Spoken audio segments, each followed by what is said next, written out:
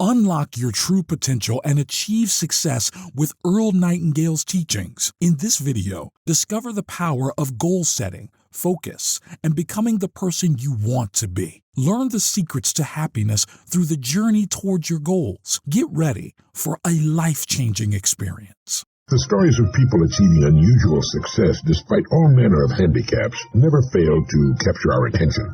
They're inspirational, to be sure, but they're much more than that if we study them closely. The boy whose legs were terribly burned and who was told he'd be lucky to ever walk again becomes a champion track star. The woman, blind and deaf, becomes one of the most inspirational figures of the century. And the poor children, who rise to fame and fortune, have nearly become commonplace. In this age of unprecedented immigration, we read and see on television examples of people who arrived in this country without any money and without knowing a word of English, and who, within a surprisingly short time, have become wonderfully successful. In fact, the typical Korean family that has emigrated to the United States during the past 20 years has a higher average income than the average American family that was born and went to school here. Now, how does that happen? Freedom, personal liberty, is the most precious thing on earth. It is also one of the rarest, hence its great value. People who manage to get to America despite mountainous problems and miles of red tape often find themselves free for the first time in their lives. It's a joyous, wonderful experience for them, and in this newfound freedom they set to work to find a place for themselves. They go to work serving their new country and its people. Time means nothing to them, but being free to pursue their own ends in the richest, freest country on the planet is everything. They all go to work, and they work hard, and their work is excellent, first class, as good as they can do it, and it's priced fairly. You don't see them marching, demanding higher pay or shorter hours. All they want is the opportunity, and once that's theirs, they make the most of it. In New York City, a Korean family managed to buy a small convenience grocery store in Midtown Manhattan. The first thing they did was clean it. It sparkled with cleanliness. Then they stocked it with everything they felt the people in their area wanted in the way of things you find in a grocery store. They were open early in the morning. They stayed open late at night. They never failed to smile and give a friendly greeting to their customers. Naturally, they became wonderfully successful. One day, customers coming to the store found it closed, and on the door was a sign giving the reason why. It read, "We've gone to Yale University to watch our son graduate." That's an American story. The true story of people who found joy in freedom and in the opportunity to serve their fellow men and make the most of it. What sets these people with such vast handicaps, such as not knowing the language, not knowing the right people, not having any money? Or the boy with the burned legs who becomes the champion runner, or a Helen Keller, blind and deaf? What in the world is the answer? The answer, if fully understood, will bring you and me anything and everything we truly want, and it's deceptively simple. We touched on it in our last message. Perhaps it's too simple. The people we've talked about here, and the thousands currently doing the same thing all over the country, are in possession of something the average American doesn't have. They have goals. They have a burning desire to succeed despite all handicaps. They know exactly what they want. They think about it every day of their lives. It gets them up in the morning, and it keeps them giving their very best all day long. It's the last thing they think about before dropping off to sleep at night. They have a vision of exactly what they want to do, and that vision carries them over every obstacle. This vision, this dream, this goal, invisible to all the world except the person holding it, is responsible for perhaps every great advance and achievement of humankind. It's the underlying motive for just about everything we see about us. Everything worthwhile achieved by men and women is a dream come true, a goal reached. It's been said that what the mind can conceive and believe, it can achieve. It's the fine building where before there was an empty lot, or an ancient eyesore. It's the bridge spanning the bay. It's landing on the moon. And it's that little convenience store in Midtown Manhattan. It's the lovely home on a tree-shaded street, and the young person accepting the diploma. It's the new baby in its mother's arms. It's a low golf handicap, and a position reached in the world of business. It's a certain income attained, or amount of money invested. What the mind can conceive and believe, it can achieve. We become what we think about. And when we're possessed by an exciting goal, we reach it. That's why it's been said, be choosy, therefore, what you set your heart upon, for if you want it strongly enough, you'll get it. Amen to that. It's been said that Americans can have anything they want, The trouble is they don't know what they want. All sorts of interesting and exciting things begin to happen. Quite often we become truly alive for the first time in our lives. We look back at our former lives and realize we were shuffling along in a kind of lockstep, that we were actually taking our cues from those about us in the unspoken assumption that we're all alike, when nothing could be farther from the truth. We are not all alike. Each of us is quite different, with different abilities, different genetic profiles, different wants in life. What will wonderfully satisfy one particular family and represent complete success for them would be considered failure for another family. All because of their different aspirations, different plateaus in life, the difference in their lifestyles, upbringings, education. Every facet of our environment as youngsters has an effect upon us and helps to set our course in life. The youngster who knew poverty as a child might aspire to be rich. He might overcompensate because of the desolation of his youth, while another young man raised in an upper-middle-class family who always had just about everything he wanted might settle for a very middle-class adulthood. Things we've always had aren't as important to us as they are to those who have been without them. We talked about freedom on the preceding message and how dear it is to those who never had it, while most Americans take it for granted and never even think about it. If you ask most Americans what the most important thing in the world is for a human being, chances are they'd seldom come up with freedom. Yet as Archibald MacLeish wrote in his fine play, The Secret of Freedom, the secret of happiness is freedom, and the secret of freedom, courage. To understand the subject and the importance of goal setting, we have to realize that it's the very basis of any success. It is, in fact, the very definition of success. The best definition of success I've ever found goes like this. Success is the progressive realization of a worthy goal, or in some cases, the pursuit of a worthy ideal. If you'll give these definitions some thought, I think you'll agree with me. Success is the progressive realization of a worthy goal. That's a beautiful definition of success. It means that anyone who's on course toward the fulfillment of a goal is successful. No. Success doesn't lie in the achievement of a goal, although that's what the world considers success. It lies in the journey toward the goal. We're successful as long as we're working toward something we want to bring about in our lives. That's when the human being is at his or her best. That's what Cervantes meant when he wrote, "The road is better than the inn." Quite often romantic stories end with the loving couple getting married. That's just the beginning of the real story. When the young person stands before his school's president or principal and receives the diploma, that's called commencement. That's the beginning. It's an important milestone, to be sure, and congratulations are certainly in order. But where are you going from there? Once a person has realized the goal for which he or she has so assiduously toiled, that's wonderful. It's time for a rest and some self-congratulations, time to savor the achievement. But we're no longer successful, by my definition, until we set a new higher goal toward which to work. We're at our best when we're climbing, thinking, planning, working, when we're on the road toward something we want to bring about. I don't mean by this that we should become workaholics, far from it. In fact, it's been well established that the most successful men and women manage to live in a wonderful state of balance, with lots of recreation. Take that word recreate apart when you've got some time and you'll find it interesting. And they get lots of rest. The mind works best when we're properly rested, and our minds are the best and most important parts of us, regardless of what we choose to do. Did you ever hear an athlete say, it's about 90% mental? Whatever the percentage really is in a good game of golf or tennis, it's very large.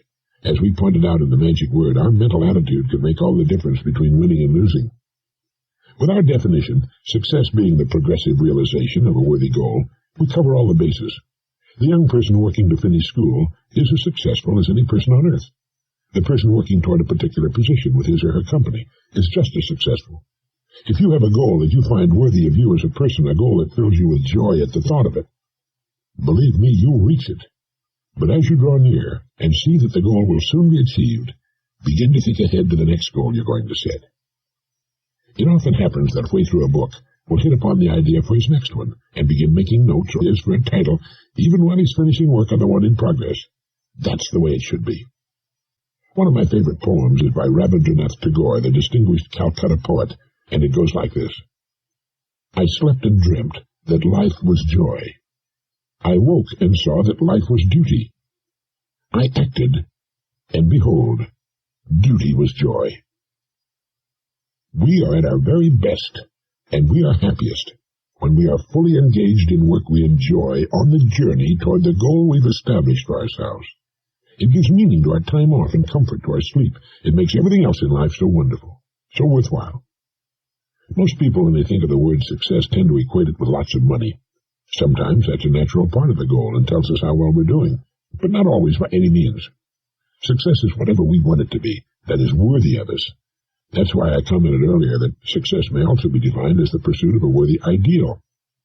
For example, I can't imagine anyone being more successful than an outstanding teacher who's striving to know more about the art of teaching and the subject matter that will catch the interest of his or her pupils, who understands that every student is different and learns at a different rate of speed. Joy and satisfaction come to us from serving others, and there are literally millions of ways of doing that.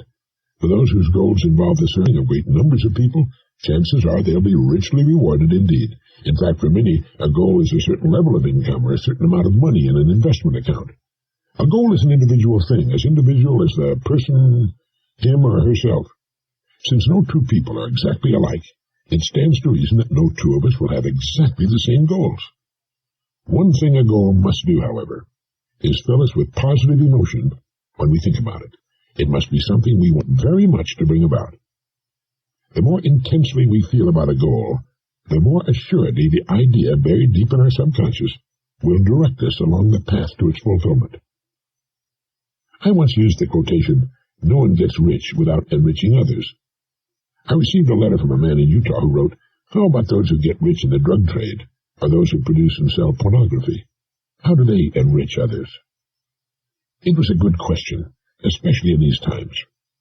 I wrote back to him and told him that my definition of success is the progressive realization of a worthy goal. Certainly people in the drug and pornography business would not qualify as successful. What they're doing is counterproductive, destructive, and involves, in the case of drugs, the enslavement and death of thousands. And I went on to say that, while our needs are few and relatively simple, our wants, in this incredibly affluent society, are virtually endless. By meeting those wants, whatever they may be, we serve others, not always to their benefit, nor to our own, nor would I call those in drugs and pornography successful, nor do their riches amount to much if they're apprehended and sent to prison. But I did stop using that quotation. It is possible to get rich without enriching others, but for most of us, it's not the way we want to go. It's nothing to take pride in. Why bother when there are so many positive, excellent, and productive ways to serve others? But whatever our goal happens to be, if we stay with it, if we're fully committed to it, we'll reach it. That's the way it works. It's estimated that about 5% of the population achieves unusual success. For the rest, averages seem to be good enough. Most seem to just drift along, taking circumstances as they come, and perhaps hoping from time to time that things will get better. I like to compare human beings with ships, as Carlyle used to do. It's estimated about 95% can be compared to ships without rudders. Subject to every shift of wind and tide, they are helplessly adrift, and while they fondly hope that they will one day drift into some rich and bustling port, you and I know that for every narrow harbor entrance, there are 1,000 miles of rocky coastline. The chances of their drifting into port are 1,000 to 1 against them. Our state lotteries wax rich on such people. So do the slot machines at Las Vegas and Atlantic City. They look to luck, but don't seem to realize how steeply the odds are stacked against them. Someone wins from time to time, to be sure, but the odds are still there.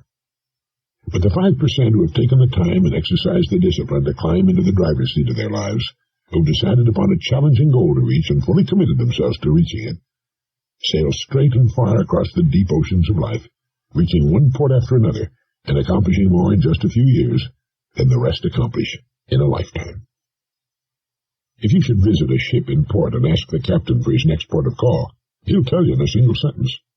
Even though the captain cannot see his port, his destination, for fully 99% of the voyage, he knows it's there, and that barring an unforeseen and highly unlikely catastrophe, he'll reach it.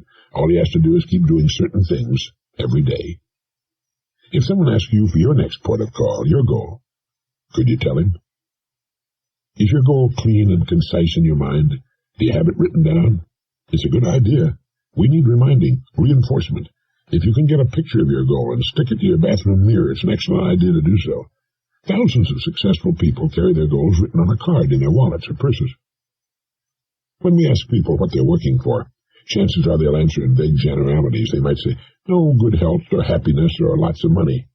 That's not good. Good health should be a universal goal. We all want that and do our best to achieve and maintain it. But happiness is a byproduct of something else, and lots of money is much too vague. It might work, but I think it's better to choose a particular sum of money. The better, the clearer our goal is defined, the more real it becomes to us, and before long, the more attainable. Happiness comes from the direction in which we're moving. For example, children are happier on Christmas morning, before opening their presents, than they are Christmas afternoon. No matter how wonderful their presents may be, it's after Christmas. They'll enjoy their gifts, to be sure, but we often find them querulous and irritable Christmas afternoon. We're happier on our way out to dinner than we are on the way home. We're happier going on vacation than we are coming home from it. And we're happier moving toward our goals than even after they've been accomplished, believe it or not. That's why it's so important to set new goals as soon as the current one is realized. And we should never stop this process. All the days of our lives we should be engaged in moving toward, earning, and looking forward to a new plateau on which to stand, a new goal to accomplish. If you, like so many millions of Americans, don't know what it is you want sufficiently to name as your primary goal, I recommend you make out a want list. Take a notepad. Go off by yourself and write down the things you'd really like to have very much, or do. One might be a beautiful new home, or a trip around the world, a visit to some special country or place. You might be yearning for a sailboat or a motor yacht, or if you're an avid fisherman, you might want to go salmon fishing in Alaska or trout fishing in New Zealand. It might be a business of your own or a particular position with your company. It might be a certain income that will permit you to live the way you'd like to live, or, as I said earlier, a certain amount of money in good investments or in a savings account. How about a special make of car, or an addition to your present home? Just write down everything you can think of that you would really like to see come about in your life.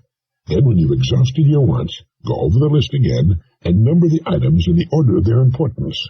Then make number one your present goal. Listen to this message often, as I hope you'll listen to all the messages until they become a habit-knit way of thinking and doing things. Believe me, the system works. It works every time. Life plays no favorites. If anyone can succeed, and millions do, so can you. Of one thing you may be sure, you will become what you think about. If your thinking is circular and chaotic, your life will reflect that chaos.